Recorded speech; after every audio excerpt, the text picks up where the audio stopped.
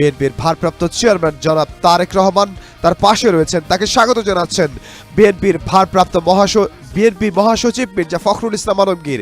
বিএনপির ভারপ্রাপ্ত চেয়ারম্যানকে স্বাগত জানালেন বিএনপির স্থায়ী কমিটির সদস্য মির্জা আব্বাস।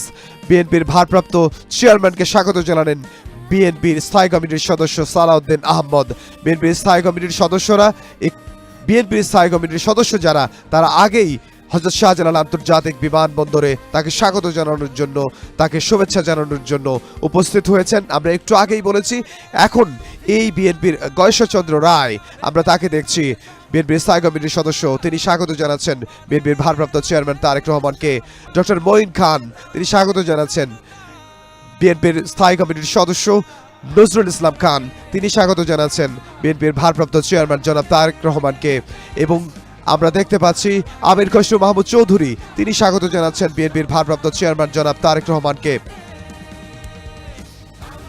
বিএনপির স্থায়ী কমিটির সদস্য যারা রয়েছেন, তারা হযরত শাহজালাল আন্তর্জাতিক বিমানবন্দরে এসে পৌঁছেছেন এবং তারা সেখানে মেজর হাফিজ, তাকে আমরা দেখতে পাচ্ছি, এবং বিএনপির সিনিয়র যুগ্ম মহাসচিব